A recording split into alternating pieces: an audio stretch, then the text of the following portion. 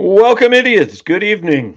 Gabe DeArmond, State of the Tigers here on PowerMizzou.com. It is Monday night, 7 p.m. That means we hang out for an hour. And look, actually, I think you're pretty smart if you are here with us tonight because it means you are not outside attempting to do anything in the subarctic weather in the state of Missouri or, frankly, anywhere else you might live. We're brought to you every single Monday night by our friend James Carlton at State Farm Insurance in Webster Groves, Missouri. You can reach him at 314 961 4800. You can go to carltoninsurance.net, or because we know how much you guys hate to make an extra click, all you got to do is scan that little QR code up in the left hand corner of your screen. It's going to take you to James's website. You're going to get a quote. But look, if you call him, you tell him you heard about it on Power Mizzou.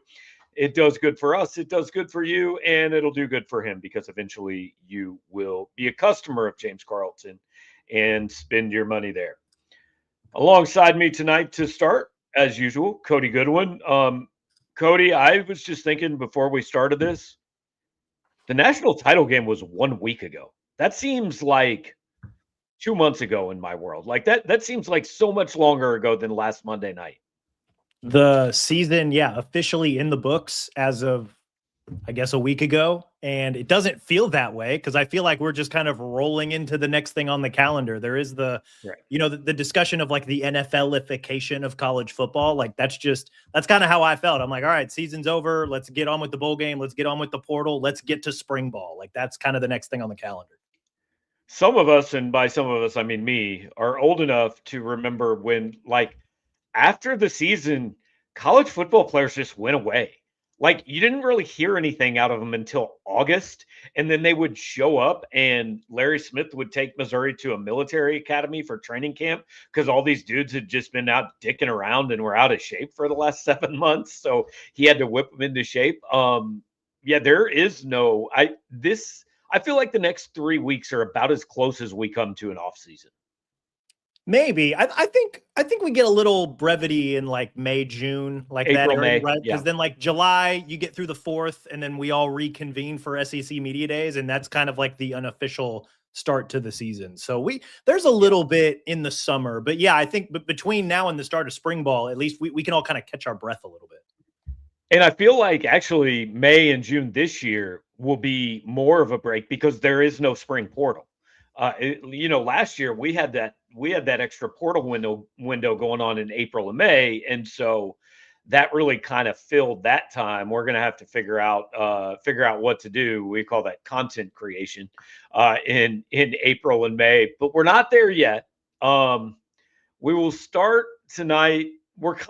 We don't know if the transfer portal is done, but it kind of feels done, right? There was a defensive back from Miami whose name we heard, but I can't even remember, Jadis Richard or something like that.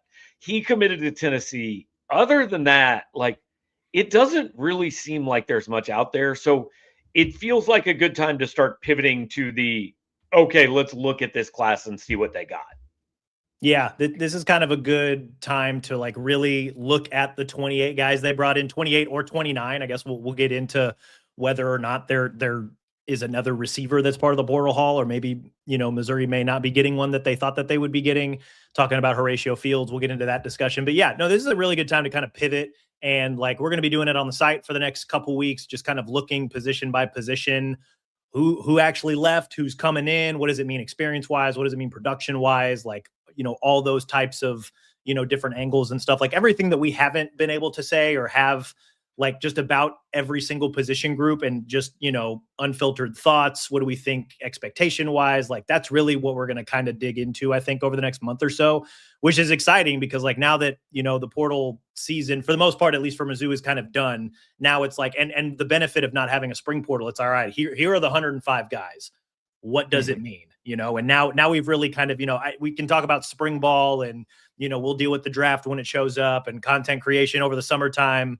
But like, we're kind of into talking season now, right? Like talking season really is like SEC Media Day and then fall camp when we get to talk to these guys on a more regular basis. But, now we kind of like talking season for us, right? Like we get to talk ourselves into maybe too high of expectations or too low of expectations. And it's like, all right, like what do we think this Missouri team is going to be like 8 months from now when they finally actually put toe to leather. I got in trouble for speculating about what the Missouri team might be like today. Maybe that's because I said maybe they won't be as good as some people think they are going to be. So that didn't go over well. But we want to talk receivers because that's where the movement was over the weekend. And we've got questions about both. Do you want to start with the one they got or the one they kind of had but never really had, apparently? I think we should start with the one that they got, like the one that we know they for sure have. We're talking Caden Lee, Ole Miss transfer, the third Ole Miss transfer, right? Austin Simmons, Chris Graves, and now Caden Lee. So anytime you can pick some guys that played quite a bit. I mean, Simmons was the starter at the beginning of the year, but Graves and Caden Lee both played quite a bit on a team that got to the national semifinals.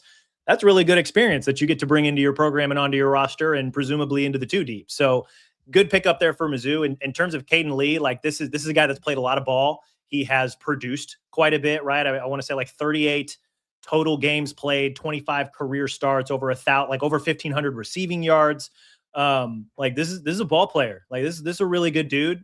He little on the small side, more of a slot receiver, but as sure-handed as you'll probably find in college football. I think per Pro Football Focus, 144 career targets, 2 drops. So that's good. That's good. That's what you want. And this guy, I think when I wrote the transfer portal analysis on Caden Lee, I'm convinced that he's got wide receiver 1 potential. Whether or not he truly is wide receiver 1, we'll see come the fall. But this is a guy just based on experience, based on production, based on chemistry and rapport with the quarterback, Austin Simmons. I mean, it could be the second year in a row Missouri plucked wide receiver 1 out of the transfer portal. I wouldn't say that's necessarily a bad thing either, just given what this guy could potentially bring to the offense. Okay, so that's where I wanted to go. Back when I think it was Kim Anderson was the head basketball coach here, somebody asked him about a leading scorer, right?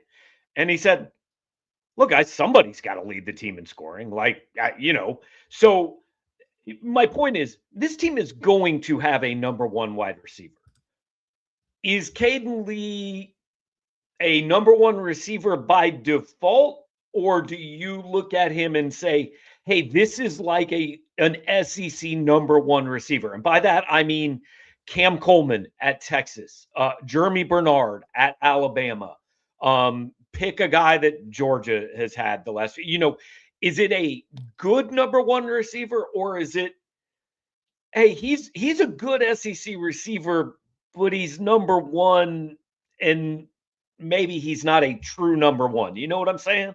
Yeah, I get what you're saying. I think based on what we know right now, I think it's easy to just kind of pencil him in as wide receiver 1. Again, this is just based on purely experience and production, because nobody's got more than this dude currently in the room, right? Like Caleb Goody has been fine. A little bit of, he's more of that dude that's going to extend the field, right? Like his average depth of target, like he's a dude that's going to stretch the field and pick up those big passes. Donovan Olubade, I think, showed flashes of also being a potential number 1 wide receiver in an offense, but he played less than 500 snaps. Part of maybe his lack of, I think, production could have been the quarterback situation last year, right? With Bo and Matt Zoller's obviously just being a true freshman, but we see the traits that are there, and we see that he's made some special, holy cow catches. And so I think right now, based on everything that we know, which admittedly is not much, it's easy to pencil in Caden Lee as wide receiver 1 right now. Whether that ultimately is what happens come the fall, I think that's where we kind of have to pump the brakes and be like, yeah, this guy is surefire, absolute number 1, because we got to remember, Mizzou's got a brand new offensive coordinator who's brought in to revamp the passing game. So like what ultimately does that look like? What are we going to learn about Chip Lindsey and the way he wants to do things during spring ball? What does it mean in terms of, like Missouri's got a pretty deep tight end room. Like, are they going to use more 2 tight end sets? That's going to naturally bring a receiver off the field. And usually the first receiver off the field is the slot receiver. So what does that mean for Caden Lee's playing time? Especially when you've got Ahmad Hardy and Jamal Roberts back, right? Like that's going to be the focal point of the offense. We know for sure at this point in time. So I think there's still a lot of unanswered questions. I understand why there's some is he truly going to be wide receiver 1? Does he truly have the skill set or the makeup to be wide receiver 1? I think that remains to be seen. But just in terms of production and experience, I don't think it's crazy to say he's the best receiver in the room right now. No, I think he is going to be Missouri's leading receiver. I guess what I want to see is he Luther Burden level wide receiver one, which was 1,200 yards and what should have been a first round draft pick? Or is he Kevin Coleman wide receiver one level last year, which not all Coleman's fault necessarily, but like 700 yards and like, hey, somebody had to lead the team in receiving, like I don't think you would look at Missouri's passing game last year and say, well, they had a clear SEC wide receiver one on the roster. Is that fair? Yeah, I think that's fair. For as good as Kevin Coleman was, in terms of like all SEC caliber receiver, he was as close as it was going to get. And it was still probably like, I think if Kevin Coleman would have truly maxed out everything he had, still would have probably been second team at best. So I think what they may have is two really good number twos and a collection of guys that could be number three. And that does not mean that this offense can't be like, you don't have to have a guy that has 1,400 yards. It is fine, especially when, like you said, you have Coleman and Roberts. But like, I don't know that I think there's an all SEC wide receiver on this team is my only point. That's all I'm saying. Yeah, I think that's something that they have to prove to us. And again, circling back to, we won't really know what this entire thing looks like until we get to the season, until toe meets leather, and we actually see what it actually looks like during the season. Yeah, but that's no fun because, like, we could just say, "All right, we'll see you in September." Like, I just want to caution people. We got shows to do the next 7 months. Like, we may be completely wrong, but we still got to say shit, man. I mean, hey, if you want, I'm looking this up right now as we're talking. So a lot of people, Chip Lindsey, when it comes to like his previous offenses, and even I have, he's got a pretty good history of helping develop NFL quarterbacks, right? So Drake May's best season in North Carolina, 2023, where he threw for 3,600 yards, 24 touchdowns, 9 picks. Their leading receiver in that offense was J.J. Jones. He had 46 catches, 711 yards, and only 3 touchdowns. So I've never heard of that guy.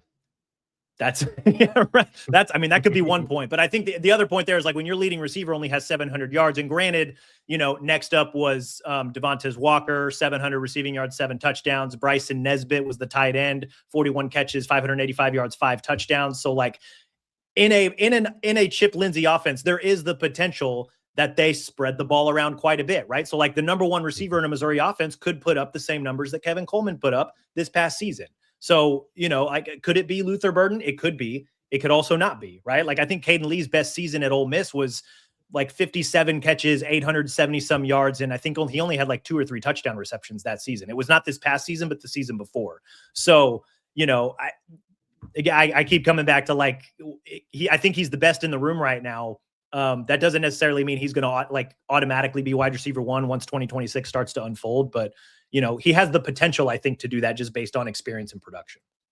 For sure. And I think Olubide and Goody are likely the other starters. And then, the depth is filled out folks, Terry, Brady, Montgomery. I know I'm missing somebody in there, I'm sure. Don't forget Minnesota superstar Kenrick Lanier. Right. I mean, Kenrick Lanier, who caught 3 passes for 79 yards last year and would be Missouri's second leading returning receiver. So that kind of tells you how much they needed in the portal. So the other part that we want to talk about here is Horatio Fields. And Dan Schweiger is asking, so because of the way the news came out, I think a lot of people interpreted that as, oh, well, Caden Lee committed and Horatio Fields wanted out. Like, he saw Caden Lee come and said, I'm done. That is, I want to be clear, that is not how this unfolded. So I don't know. Every day is the same. I haven't known what day it is for 3 weeks. But at some point last week, I kind of got a heads up. Hey, like, you might check into Horatio Fields because, like, I don't think he's here.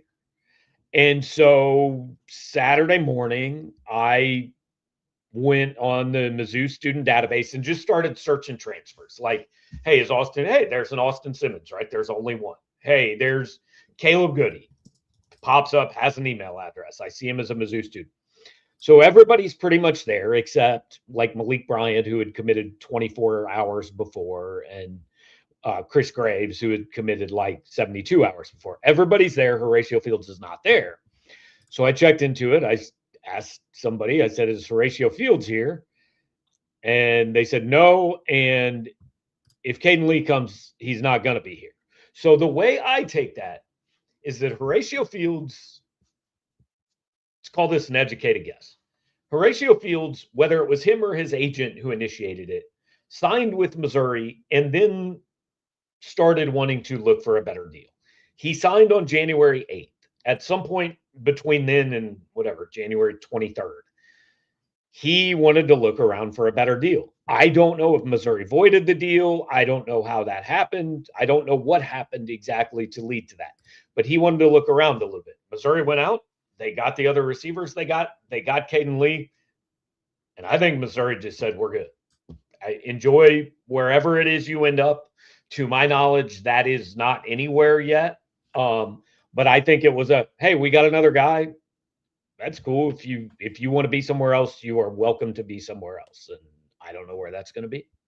Yeah. And I think first off, big hard hitting investigative journalism here went to Horatio Fields' Instagram account. His story currently says that looks like he's working out somewhere as of 6 hours ago, and it's 86 degrees wherever he's at. So he's not in Missouri.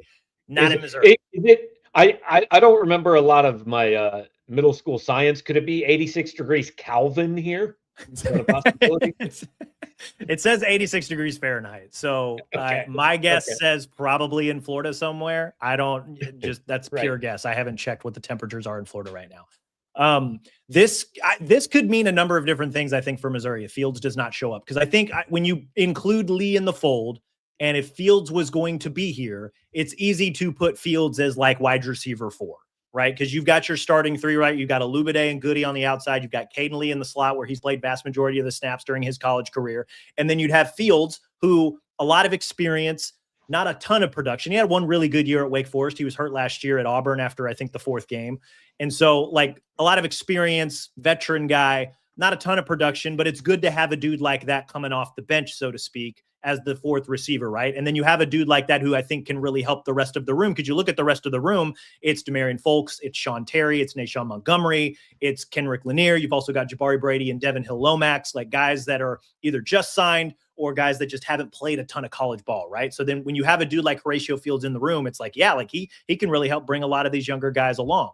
Without him there, those young guys can still come along and progress and develop, but they're probably going to have to do it at a quicker rate, right? Because you got Olubade, Goody, and Lee, and then wide receiver 4 is probably Demarion Folks, maybe Nashawn Montgomery, depending on how his spring goes, maybe Sean Terry, who saw a little bit of playing time last year while maintaining his red shirt. So that's, that leaves you, I don't want to say it leaves you uneasy because you really feel good about the top 3 receivers.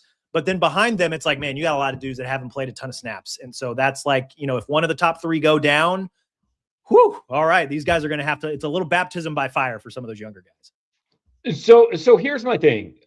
Wide receiver 4 to me, like I'm going to look it up real quick. So last year, wide receiver 4 for Missouri was Josh Manning, 29 catches for 318 yards. The year before that, wide receiver 4 was Mookie Cooper with 12 catches for 235 yards. So I don't really care that much about wide receiver 4. Like, I think you can find a guy.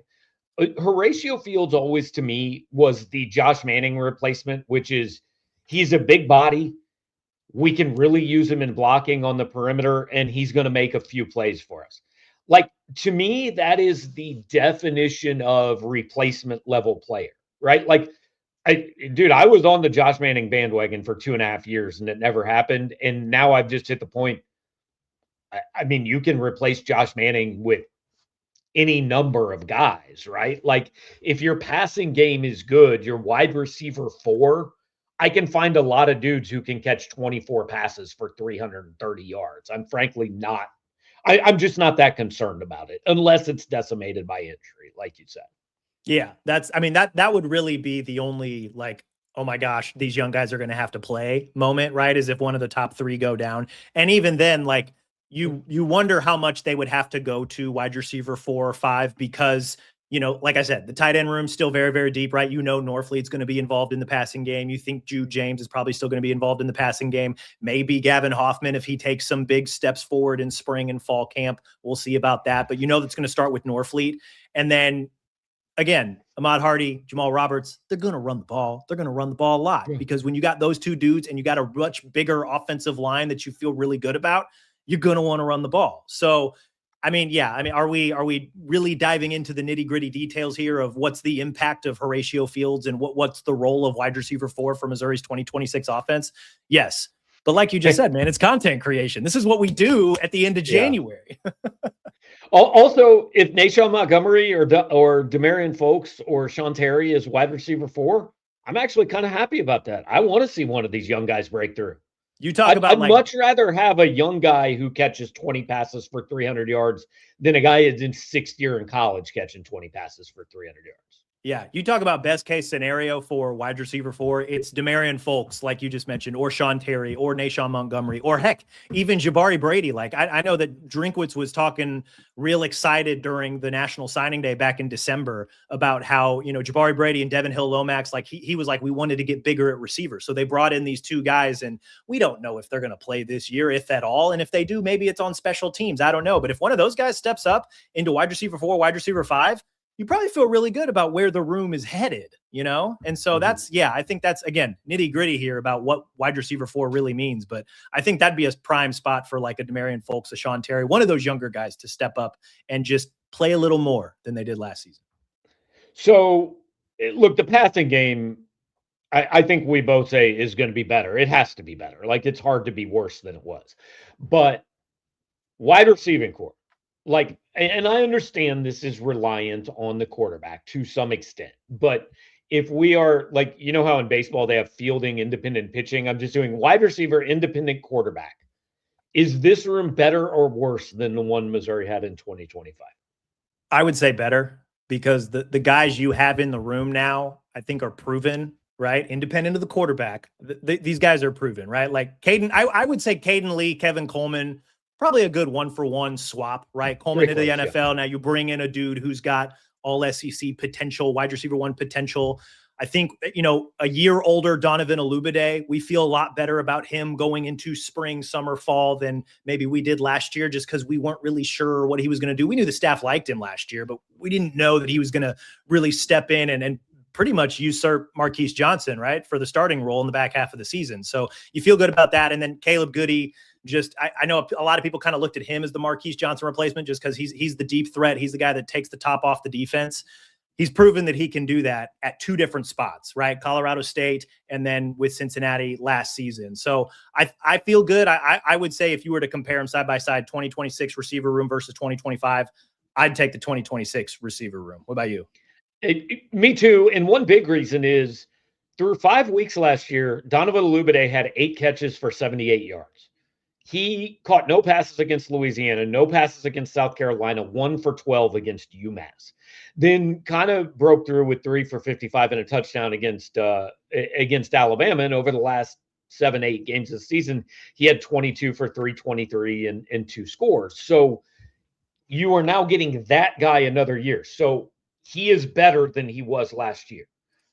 Caleb Goody, if you want to use him as I don't care if you're using him as the Manning or Marquise Johnson replacement, whatever. Like, I'm confident. We spent 2 years, like well before you got here, Cody, we spent 2 years going, all right, this is the Marquise Johnson, Josh Manning time. Like, this is it. This is time. Luther's gone. Theo's gone. Where's that next? And it just never happened for either one. And there are various reasons.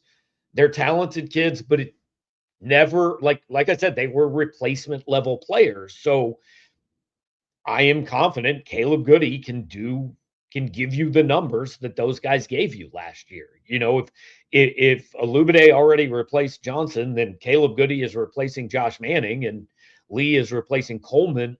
I think that's better. And the 4th leading receiver the number 5 receiver on last year's team, like, I couldn't even tell you who it was. Like, I'm going to ask you an over-under on Missouri's 5th leading wide receiver last year, just in terms of numbers while I look it up. Give me a catches and yards on the 5th leading wide receiver, what you think it was. Oh, like mid to high 20 in terms of reception, 250 and like a couple touchdowns. Oh, you're so wrong. Really? It was Daniel Blood with 5 catches for 51 yards. Well, okay, hang on. Hang on. Receiver. Brett Norfleet was technically the 5th pass catching option. Pass catcher. I'm Right. just talking wide. We're just in terms talking of wide receiver. Okay. Yeah. Daniel Blood 5 for 51. So I think there are enough guys that I think this room can. I think this position should be better than it was a year ago, and the hope certainly is that they have a quarterback that makes it look better. Yeah, I think a lot of the wide receiver success, production, what have you, is going to come down to quarterback, and that's the bet on Austin Simmons. And we've talked at length about that. We will continue to talk at length about that, even all the way through spring practices and even into the summer months when we have to come up with content creation. Like a lot of it is going to come back to the quarterback. And so I think, again, there's reasons to feel good about Austin Simmons. There's reasons to be a little skeptical about Austin Simmons, but I think, I don't know, like as we go through these next, 6-7 months, it'll be, eventually, I think a lot of us will probably talk ourselves into, Austin Simmons can absolutely do the things that Bo could not do this past season. And, I think there is a world, and I've been kind of workshopping this idea in my head. Like there's a world where, 2025 Missouri defense was very, very good. It's going to take a few or a lot of steps back just because of the guys that they lost and the production they're going to have to replace. The offense, I think, was, we'll say, fine, and it had good moments. There's a shot, I think, if Missouri's pass game is everything that we believe it possibly can be, takes quite a few steps forward. And so you're going to have this, this like Libra scale thing of like the defense comes back, but the offense goes up. So then what does that mean for 2026 Missouri? That to me is a very interesting conversation in terms of just, okay, like the defense was a brick wall last year, not going to be as much, at least to start, I think, in 26, but the offense might be at it might start at a better place to begin the season just because of the personnel you have there. And obviously, most importantly, the quarterback. So also you're forgetting Eric Link is now at New Mexico. Online has told me that is worth 2.75 wins for Missouri in 2026. So automatic. I need to see that math equation to see how that's, I love me some advanced analytics. That one. The source is message boards and Twitter. So, well, man, it has to be correct if you see it on the internet. Yes. All right. So let's hit the football questions before Drew gets here in the next 5-10 minutes at some point. Aaron, Kate, what do y'all do from spring ball to SEC media days? Too bad baseball isn't good enough to follow. So here's my thing. And like, I know that this is always a little bit foreign because we write and we podcast for people who honestly, a lot of times think they would do this job for free. I like to take time off then. Like I look around. I'm not kidding. I watch some of my friends that cover SEC football and basketball, and they get into spring and they're covering 52 SEC baseball games or something in a year. And I just go, when do you take a trip or play golf or hang out with your family? Yeah, I give a lot of credit to the spring, man. Yeah, I give a lot of credit to the guys that cover Ole Miss, Mississippi State, where baseball's huge, LSU, where baseball is huge, Tennessee, where baseball is huge. That's a grind, man. And covering college football full time, and even, you and Drew doing basketball, maybe not as intense, but still there's a full-time element of covering SEC basketball, especially with the success that the conference has had. That's a lot. So the time between, the end of spring ball and SEC media days, there's some NFL draft stuff that we can do in April, which will be cool because Missouri could have, 5-6 dudes drafted in this year. So we'll pay attention to that. But yeah, I'm with you. I like taking some time off. Maybe I'll follow baseball and softball loosely just to make sure that we're, if anything crazy happens, we're at least aware of it. We have interns that do that. I mean, hey, I've been keeping track of wrestling for the last little bit, and that's, that's only at least now that we finally got through the bulk of the portal stuff, I've finally been able to oh yeah, there's a wrestling team. I'm going to go to Hearns and check it out. So, but yeah, I'm with you. I enjoy taking a little bit of time off to recharge and reset because, once July hits, it's all right, we're locked in for the next 7 months. Right. I equate this covering college sports. I equate it to being a teacher a little bit in that basically from, let's say, July 10th to, I don't know, if you're covering college football, to February 1st, dude, you don't really have a day off, right? Like even the days off aren't completely off. And I'm not trying to make this job sound harder than it is, but there is just never a day completely off during those 7, 8 months. Then you got spring ball and all that. So we kind of pack most of our off time into like April, May, and June. Like that's when, so we didn't get 2 days a week for 7 months. So we're going to take 4 days a week for a couple months to make up for it. And again, I know I know that like speaking to diehard sports fans, it's like, what do you mean you just don't pay attention? But it's where the disconnect is here when it is your job. Like whatever your job is, I promise you want some days off from it. And that's what we do. And you know, because even basketball goes, portal's going to go till mid-April. So we're talking May and June are the time where, hey man, that's when Sean gets the emails. All right, man, this is your show. We need to know which 2029 kids are hitting campus. Yeah, who's doing the June Junior Day? Like that's who's going to be on campus. Yeah. Yeah. Aaron says Drink must be happy with his D line. That's kind of the takeaway for me is like, especially a defensive tackle. I'm not sure at defensive end, but especially a defensive tackle. I think he likes some of the guys he's got better than maybe we liked some of the guys he's got, and that's good because he should know more about them than we do.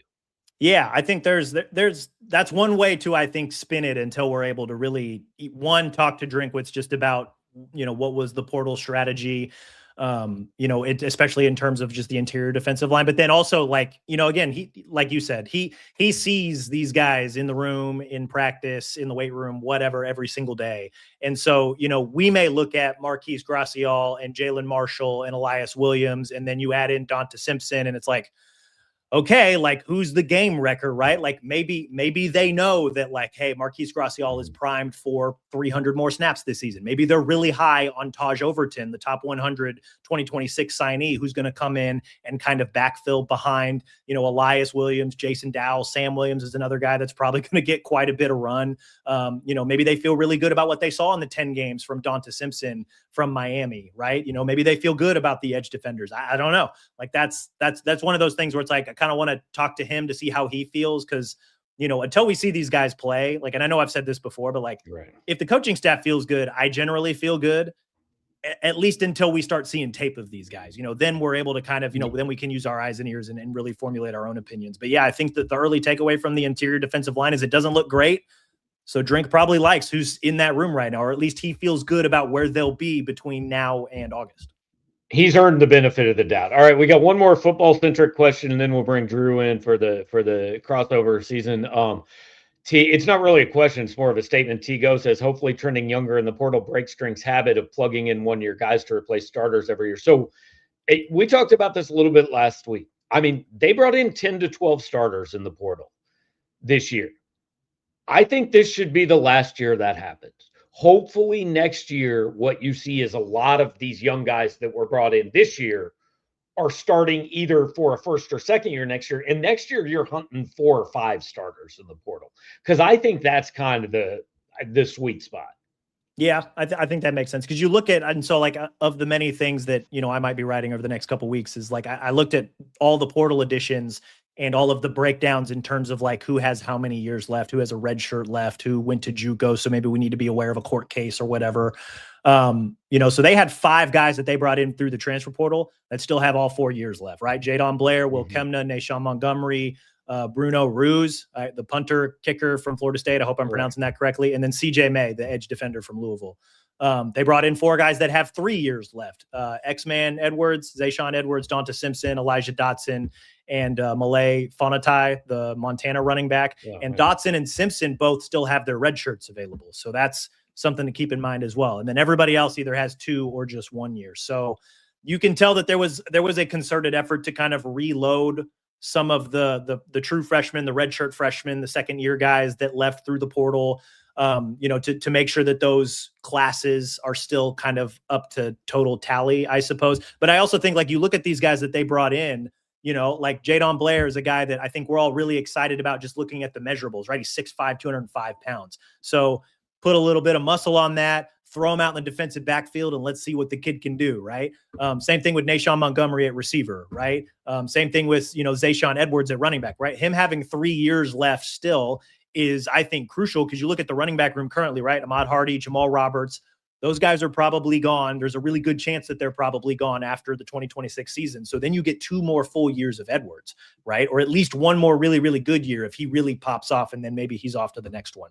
Donta Simpson, you got him for 3 years, also with a red shirt, so maybe potentially 4 years. Same thing with Elijah Dodson, the top 100 guy that came in and played for Michigan last season. So, yeah, I think you hope that, you don't have to plug as many holes with the 2027 transfer portal because you got so many guys that have multiple years, and you also have a really good core group of younger guys that stayed on the roster, right? Looking at Demarion Folks and Sean Terry and the couple of other receiver signings that they brought in, Taj Overton and DeMarcus Johnson on the defensive line, Dante McClellan, Jeremiah Beasley in the linebacker room. So, Jackson Gates, another defensive back who's probably going to be in the mix down the road. So, yeah, I think there was a concerted effort to not only reload a lot of the younger guys that left through the portal, but you hope that these guys take the necessary steps forward so that they don't have to plug as many holes.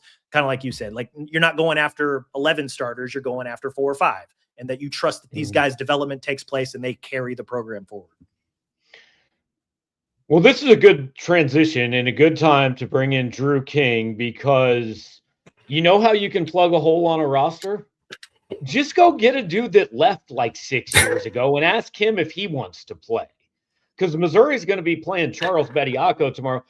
Cody, let me know if you would just like to hang around, and we can turn this last 25 minutes into my list of grievances with Nate Oates, because it's fucking long, man.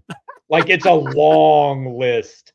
You know what's funny? My first year down at Alabama was their Final Four year, where they stunned North Carolina, then they beat Clemson, and they snuck in after I think they lost like 5 of their last 6, if you include the SEC tournament that year. And the prevailing thought from the basketball experts down in Tuscaloosa, because I'm not a basketball guy. All clearly. 3 of them?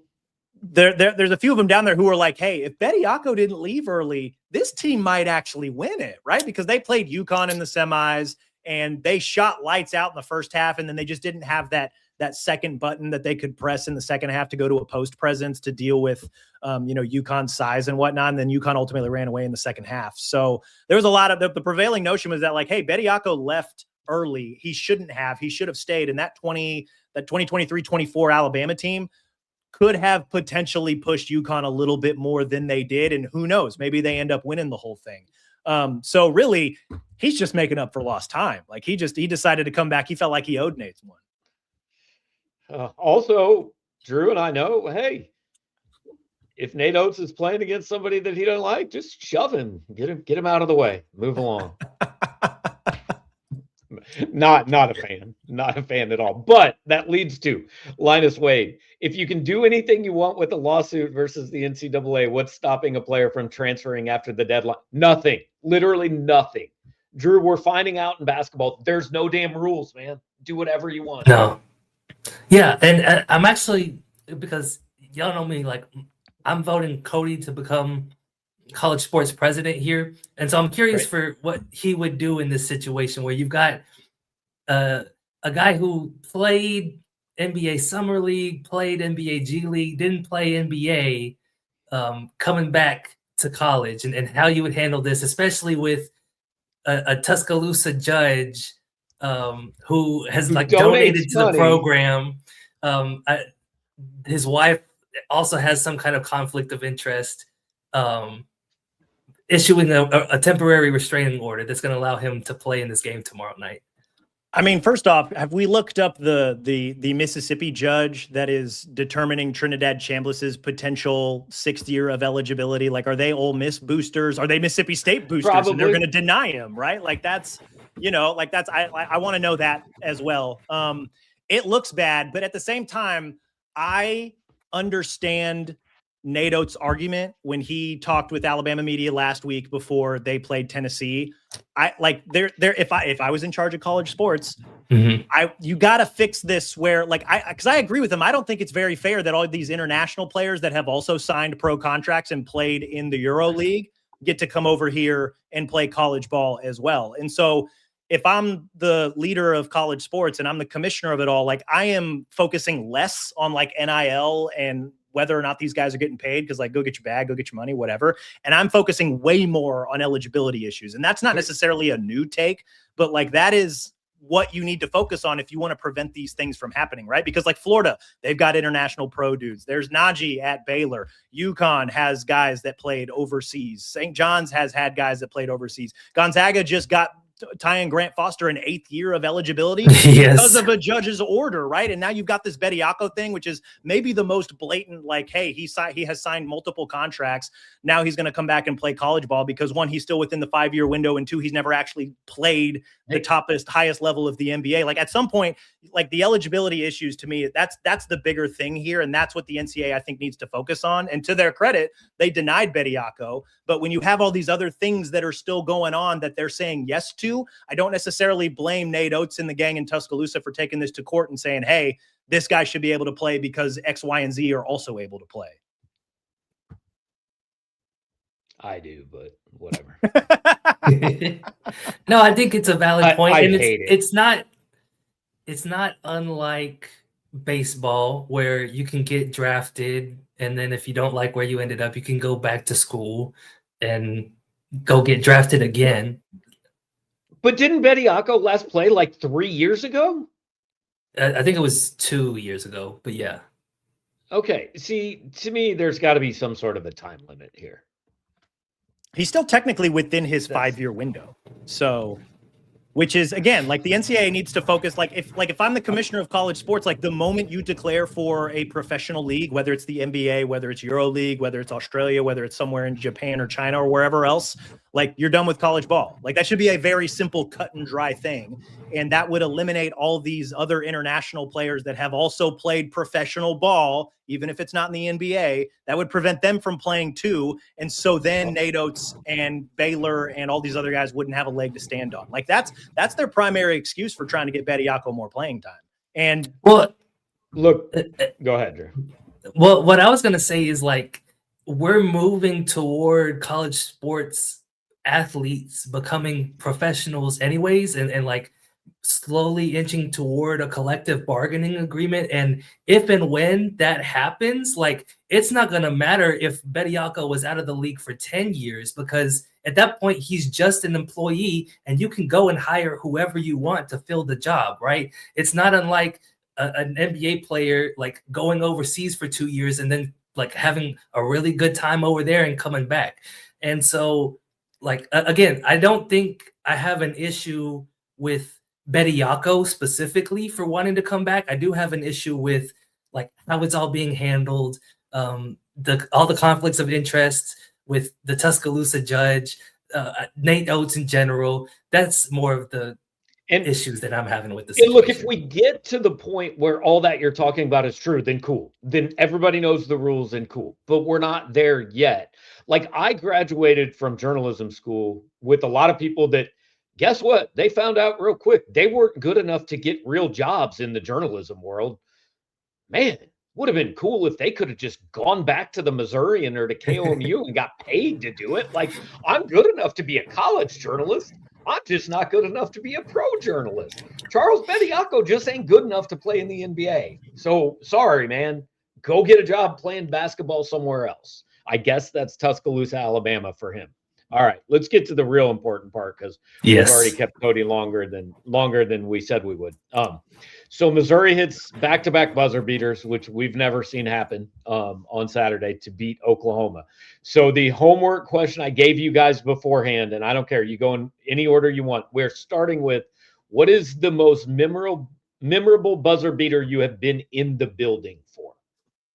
Fan or covering, I don't care. In the building. Okay. So you gave us 2 categories. I came up with a top 3 for each. Okay. So first we're doing you were there. Okay. First I was there. Number 3 for me, 2017. I'm a senior at the University of Texas, playing an intramural game. Number 3 is my game winner game. I knew this. I was pretty sure Drew Gerard one-on-one was going to be involved here. So No, I didn't include a Gerard Okay. game winner, but I do actually have a pretty good game winner against him. However, anyway, this intramural game, my team fed me in the post on the left block. I hit my man with the spin move, lay it in nice and easy. It wasn't a buzzer beater. We still had to go get the stop on the other end, but it was the go-ahead bucket that won the game for us. It's one of the highlights of my otherwise unimpressive hooping career. Okay. I hope I hope 1 and 2 are better than that, honestly. 1 and 2 are better. Number 2, this was January 23rd, 2017, my second semester at UT. Shaka Smart second year as head coach. Texas was 1 and 6 in the Big 12. And if y'all think that this Missouri team, this current Missouri team, isn't fun to watch, you clearly didn't see Texas in 2017. That team shot 29.2% from three. They had Jarrett Allen starting at power forward, which he's a 7-foot center. Can't do that. Anyway, Texas was playing at home against Oklahoma. UT had lost the Red River rivalry during football season. The Frank Irwin Center was packed. RIP to the drum. Texas was down 83-81. Oklahoma misses a shot. Andrew Jones, my namesake, gets the defensive rebound, comes up the floor, pulls up from NBA range, hits the game-winning three. That was the best moment of that horrible season for Texas. And then number 1, Gabe, I think everybody's going to remember this one. February 11th, 2023, Mizzou's on the road against Tennessee, and green light, DeAndre Golston hits the game winner from the logo to win 86-85. I forgot you were there. I was in the building. The video I took of it is gone now because my old Twitter account got suspended, but Matt Stahl was sitting next to me on press row when the shot went down, and you could hear him on the video blurting out, "Holy effing bleep." One of the craziest games I've ever witnessed. And like, you think about it, that team was so fun to cover. And in the context of that season, that was probably their most impressive win on the year. So that's my top. I just appreciate that Dre Golston just narrowly edged out Drew King in Texas intramurals in the rankings. All right, Cody, best buzzer beater you've been in the house for? I've seen a number of wrestling buzzer beaters, like scores at the gun, like whatever the case. But like to keep it basketball centric, I thought of 2 that literally happened just last year when I was covering Alabama. I covered Alabama. Drink. One went against Alabama when they went to Knoxville and they lost to Tennessee. On that inbound, they walked all the way down the court, passed it real quick, boom, up and shot. I was on the far end, and so like I literally watched the play unfold in front of me. Like if you've been to the Yum Center. So like that was really cool to watch. Like it was in the crowd popped because it was a Saturday and nothing else was going on in Knoxville. And so the crowd was going crazy, and that was really, really cool. 2 or 3 weeks later, I watched Mark Sears in overtime sink a floater to beat Auburn in Auburn. So that was really cool to get to watch that. So that was like 2 back-to-back that I was able to see in the same season. And then another one I was also in the building for, not basketball, but just one that's always going to stick in my mind. And again, wasn't technically like a walk-off buzzer beater, but 4th and 31 when Alabama beat Auburn to win the Iron Bowl. Like that was absolutely like mayhem. Like we've all not all of us, but like if you've been in the Auburn press box, like it was on the opposite side of the press box. So like we all like watched it, and then we immediately looked up to the TVs because we're like, was he in? Like, was that a touchdown? Yeah. And then like just all of a sudden, all you heard was just, Command A, delete. Everybody's rewriting their game stories because we all thought Auburn was going to win the game. So yeah, not exactly the buzzer beater walk-off, but like I'm going to remember 4th and 31 for a long, long time. See, I intentionally did not put basketball in the text I sent you guys because I thought 4th and 31 would for sure be your answer because it would be my answer if I was you. Because I mean, that game is iconic. All right. So my number 1, you guys were maybe alive for, but probably not like.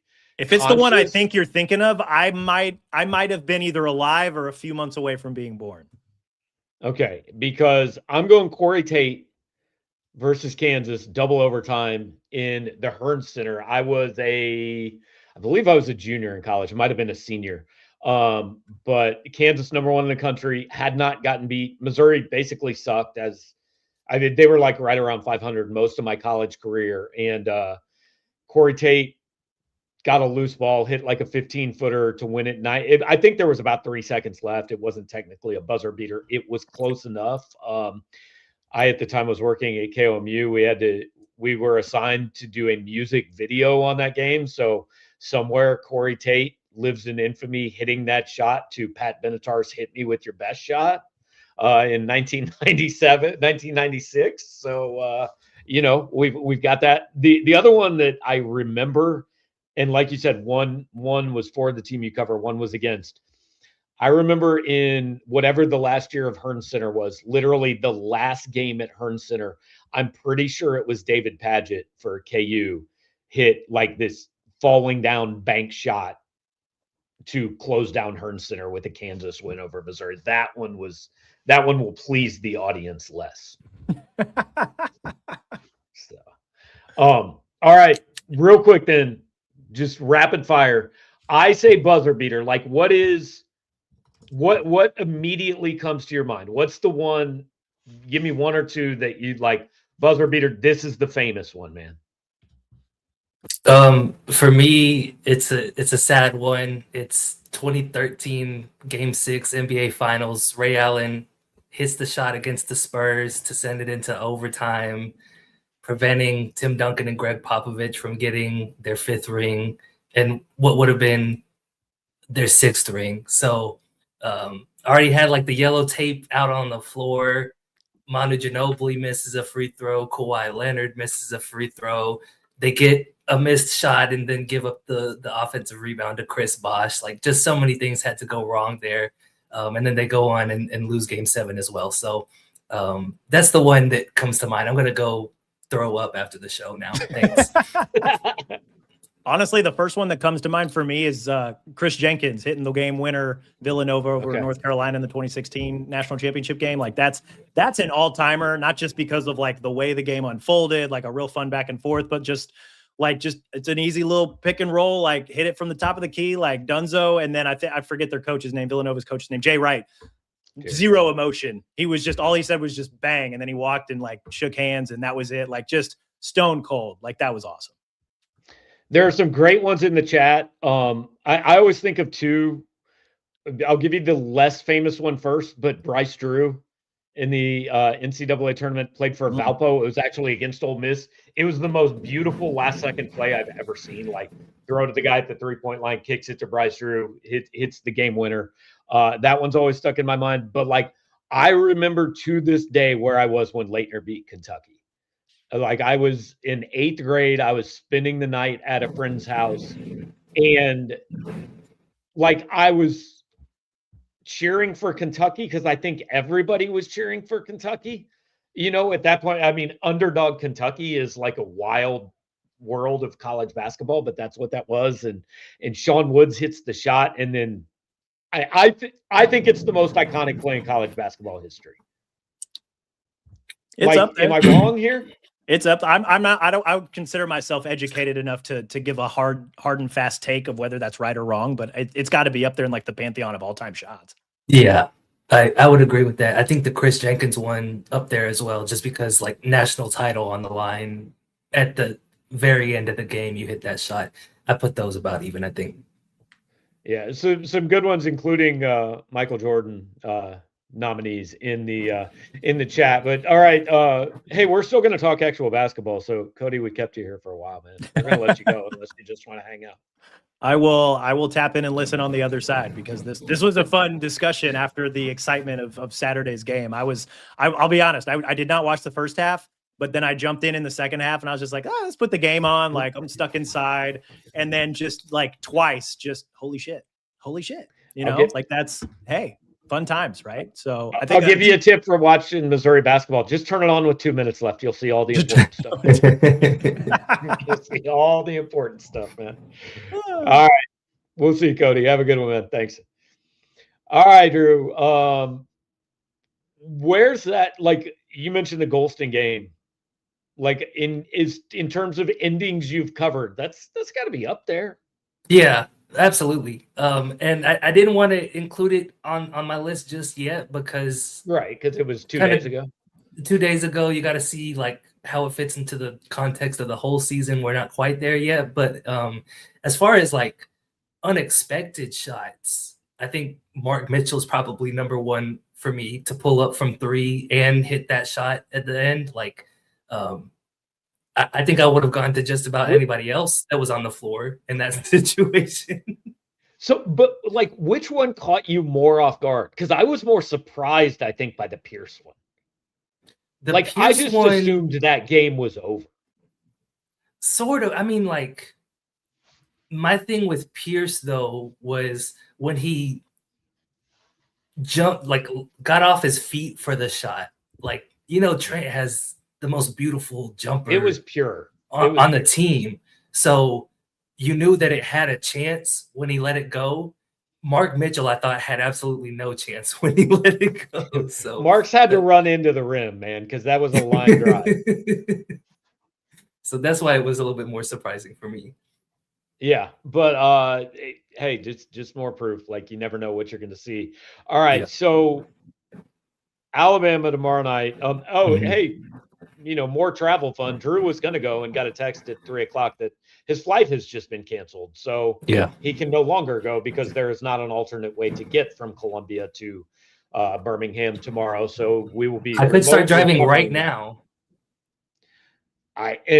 In this weather, you might get there in time. You also might be dead, and I don't want your parents to sue. Right. No, I get it. I totally understand. Wait, while we're on the topic, because I meant to do that first. Sorry. Bang! While we're on the topic of you being dead, we're gonna shoot off a party popper. I meant the game winners. I should have done that earlier. Okay. By the way, that's my last party popper. I gotta go find some more. This is what I was gonna say though. Tomorrow is now the ultimate test of the DKF. Like, you were gonna be there, and now you're not gonna be there. If Missouri wins, it's kind of proof it's your fault, right? I think that is definitely fair. It might even be like a normal game for Missouri, and we'll figure out what the definition of normal is, because this is the first game I've missed since, I think, Cleveland State. So I've been to every other game so far this season. So I think DKF is on the line in this one for sure. Like, if they win, I feel like Gates has to start paying me to not send you to games. Probably. Is that fair? I get a cut of that? Do I get a cut of it? Oh, yeah. I'll split it with you. Okay. I'll split it with you for sure. All right. Yeah. So, talk me out of this. Vibes aren't great for me heading into this one.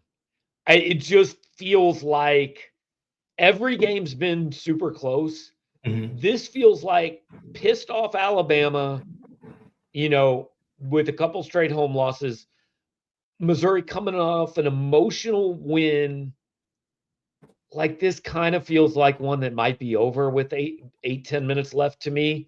And the last time I felt that way was Illinois, and I was right. I hope I'm not right, but I don't know. I just don't love the setup here for Missouri. Yeah. Well, Gabe, I actually invited a special guest for this segment of the podcast. Okay. Everyone, please welcome back former Alabama beat writer Cody Goodwin. He's going to preview this game. No, I'm just kidding. I thought you were going to welcome back Charles Bediako. No. Okay, so reasons to be optimistic about the Alabama game. Like you mentioned, they've lost 2 in a row at home.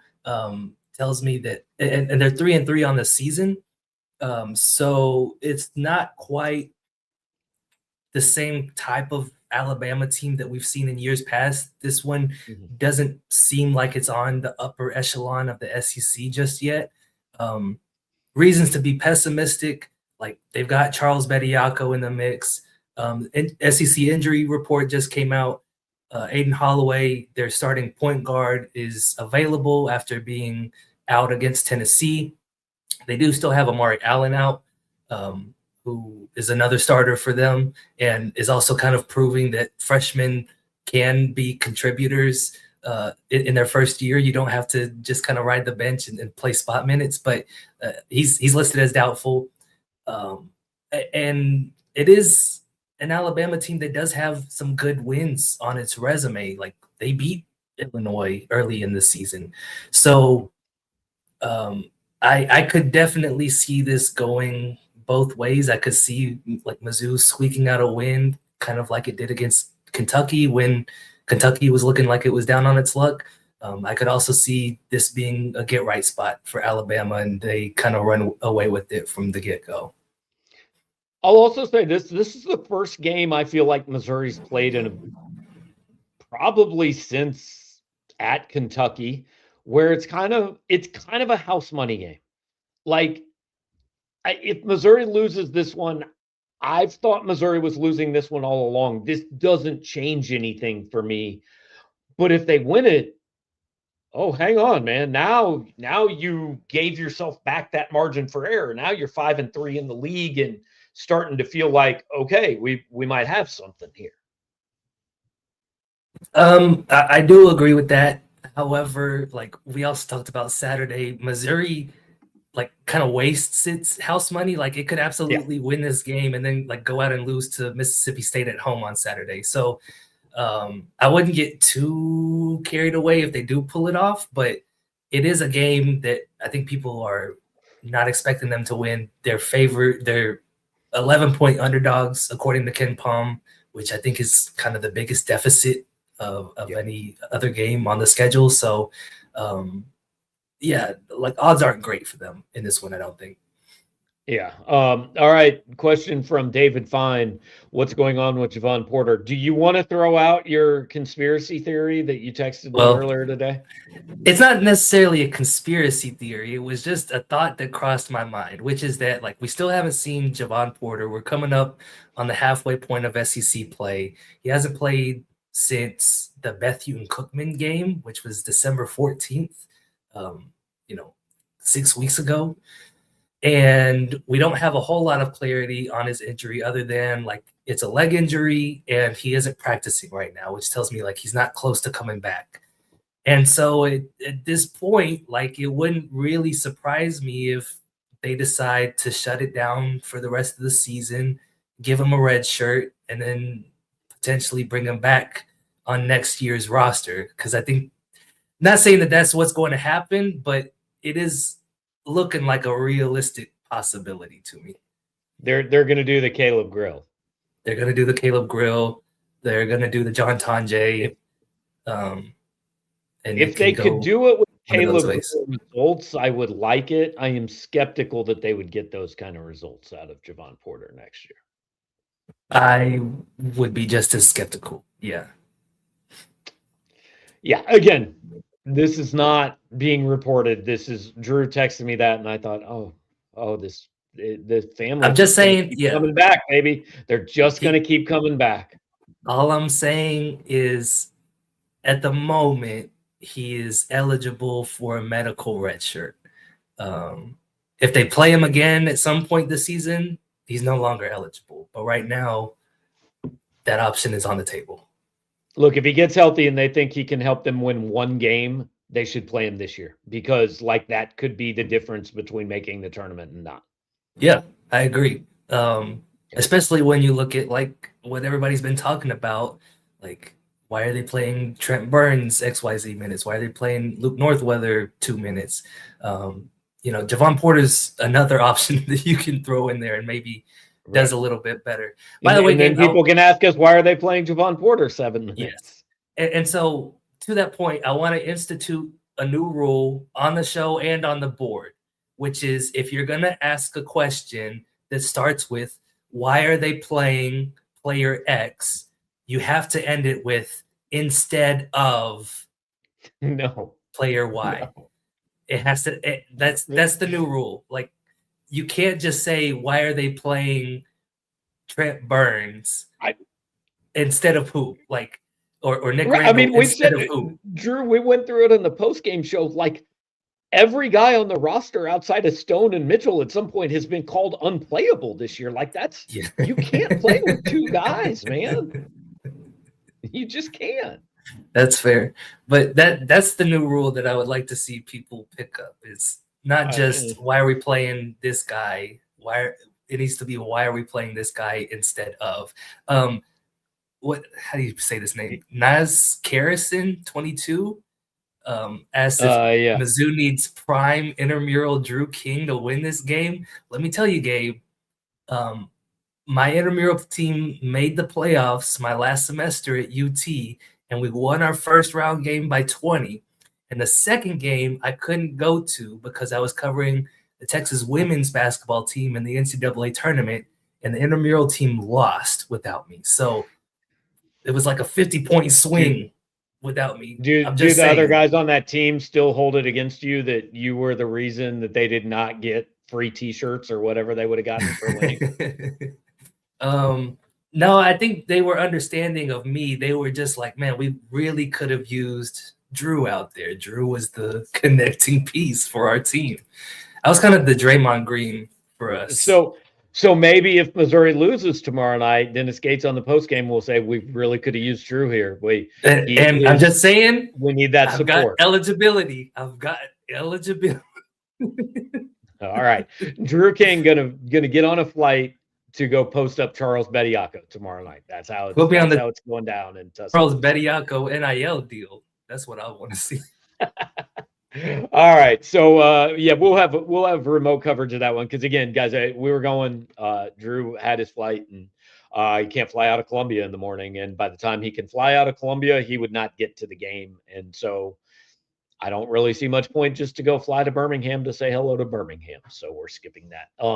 Appreciate you guys hanging out here with us tonight. Not sure on a live show tomorrow night. We're probably going to wait till like late in the game to make that decision. If there's reason to hop on and hang out with you guys tomorrow night, we will do that. If not, we're definitely going to do one Saturday. Drew, Saturday, can't lose that one, man. Like that's the most must-win game left on the schedule, right? Yeah, and like we've been talking about like Mizzou has to go 1-1 or 2-0. It doesn't matter what happens in the Alabama game; they need to beat Mississippi State at home. Gotcha. That's a must-win game. So this isn't, like I said, this isn't a week where it's get sweeps or don't get swept. It's play Alabama and then go beat Mississippi State. That's the bottom line. Right. Yep. So, we'll have full coverage of both those. Cody's going to have a lot of analysis of the transfer class, all that.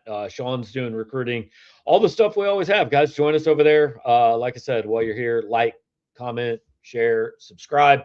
Click or scan the QR code in the upper left-hand corner. That is going to take you to carltoninsurance.net where you can, I was going to say hang out with James Carlton. I don't think you can hang out with him on the website, but you can get information from him about insurance and check into it. Get yourself a quote. If you'd rather talk to a real human, call him at 314-961-4800. Tell him we sent you and save some money on your insurance. Do a good thing for us. Thanks for hanging out.